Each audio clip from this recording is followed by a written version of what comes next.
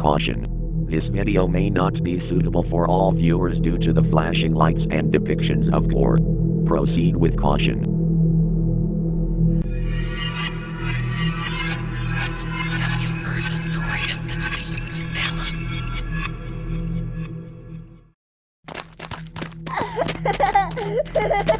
Girls, do try to stay close.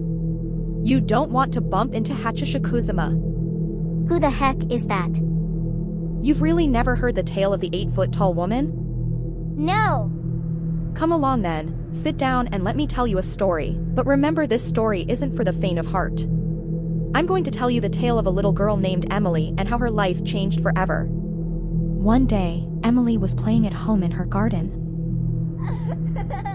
But she suddenly heard a strange sound.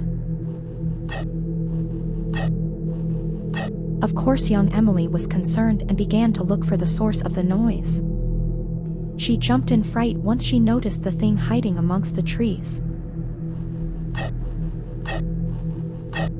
It was Hachishaku-sama. What did Emily do? Emily ran inside her home, where her parents were. Emily thought that her father would be able to help her. And was he? Mom! Dad! Help! It's a monster! Oh, relax, darling. I'm sure it's only your imagination. She's right. The trees do cast some terrifying shadows. No! It was a woman, and she was all bloody. She even made a sound like... I know what that thing is. We need to act fast. So he really does know what to do. Does that mean he can save Emily from the woman? Emily's father went into the kitchen and prepared 4 bowls of salt, and placed them in each corner of Emily's room. That should be enough. You need to remember not to open your bedroom door no matter what happens. What if the woman gets in anyways? Then pray. And with that, Emily's parents had to leave her alone for the night. Oh no! Why would they do that? I'm sure they didn't want to, but it was necessary for the ritual. So did the ritual work? Well... Emily slept soundly even after everything that had happened. But she was soon woken up by some noise. Hey, Emily, let me in. I came to keep you company. Emily was excited for some company since she was so scared. She went to let her father in when she noticed something strange. All the bowls of salt had turned black. Emily, let me in. Sweetie. I'm not going to hurt you. Why would I hurt you, daughter? I am your father. Emily, let me in. Let me in. Emily. Let me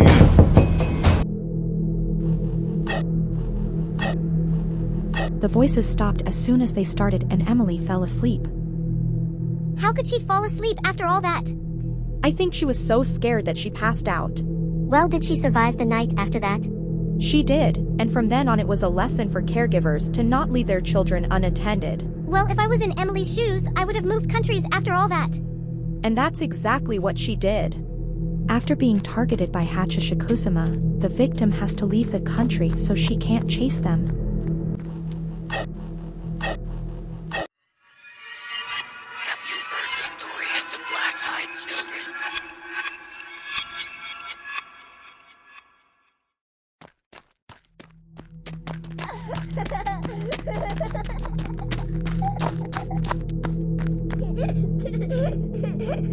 Girls, would you cut that out?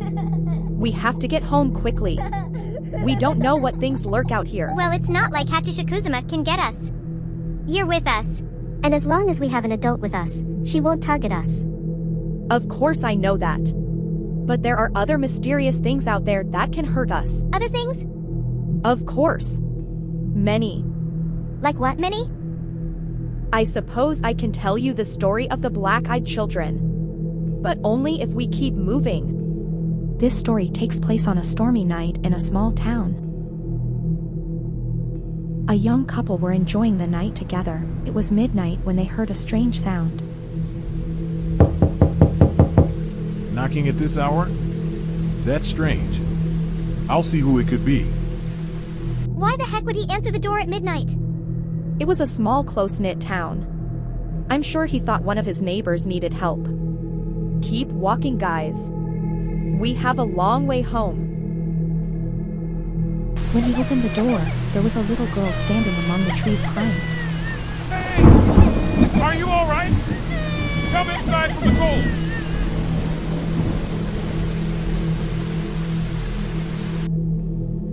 Oh no! He let her in. Did he not see that she had black eyes? No. It was dark out and she was so far away.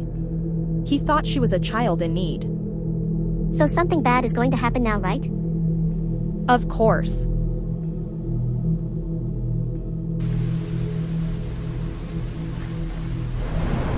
This is so weird, but there was this little girl outside in the woods by herself.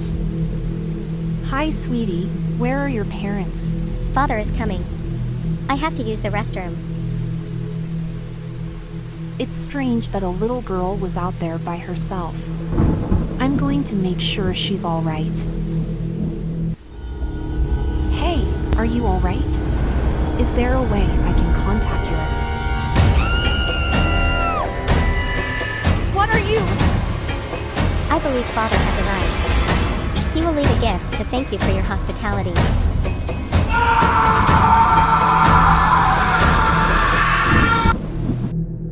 Well, what happened next? The little girl killed the boyfriend. What? No way! No, Lily, that didn't happen. And if you want the rest of the story, you better keep walking.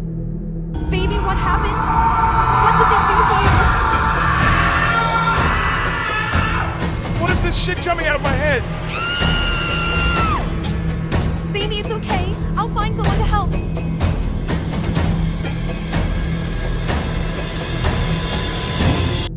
He fell terribly ill after that night and passed away after a few months. His girlfriend followed him shortly after. Before the girl passed away, she always told people she could see things out of the corner of her eye. Like a little girl with black eyes. But what if we bump into the little girl here? She really did kill that guy in the end. Oh, don't be ridiculous. It's only an old ghost story.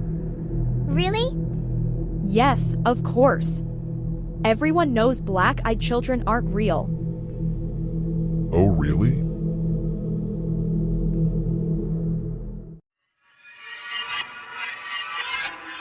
Have you heard the story of the killer clown? I'm so glad we're home now. No scary monsters can hurt us here. Oh, really? There are lots of stories that involve monsters hurting people who are locked up in their warm homes. Does that mean you have another story for us?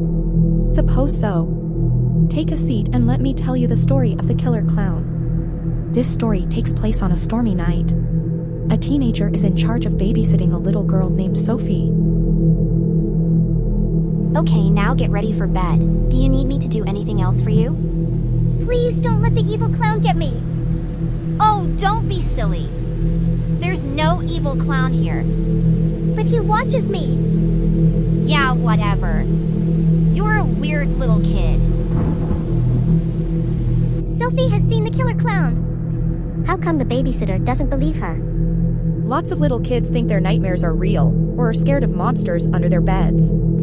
Although it wasn't very nice of the babysitter to ignore her. I swear I can't wait for this night to be over. Jesus! That is a creepy fucking statue. I'm not staying in here with that thing. This whole family is weird. She's so stupid, I hate her. Well, it's easy to judge from the outside, isn't it? But the clown statue is so obviously the same clown Sophie was talking about. Exactly. The babysitter thought Sophie was scared of the statue. I guess that makes sense. But now I'm scared for poor Sophie. Yeah, Emily, this kid I'm babysitting is so fucking weird.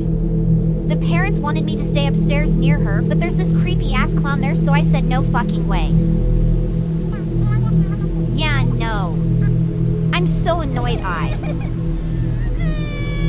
Sophie? What happened? I'm coming! I guess it's over for Sophie.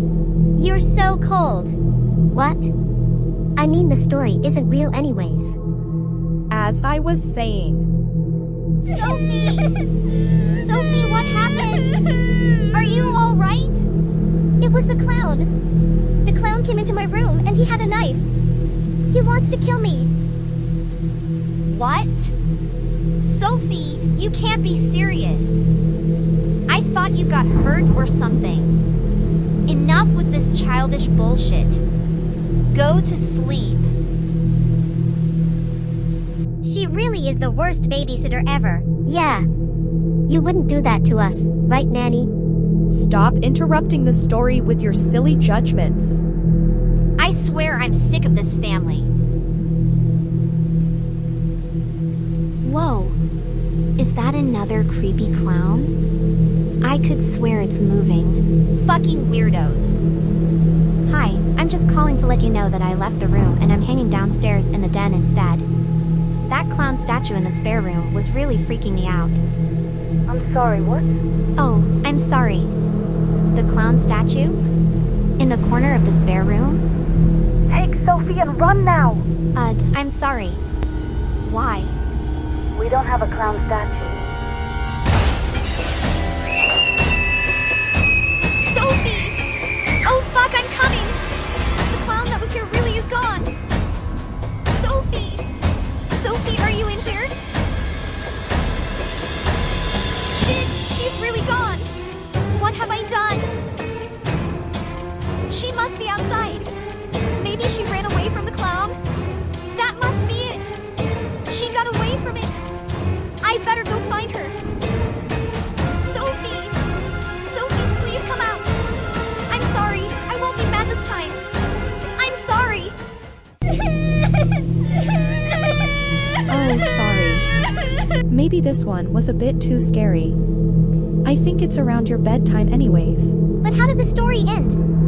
Well, Sophie was safe and the killer clown got caught by the police. How could you let him take me? I can't stop thinking about Sophie and that killer clown. Yeah, I know. I felt bad for her. And I can't help but feel like Nanny didn't tell us the truth about how the story ended. I know she didn't. Is that because you can see her too?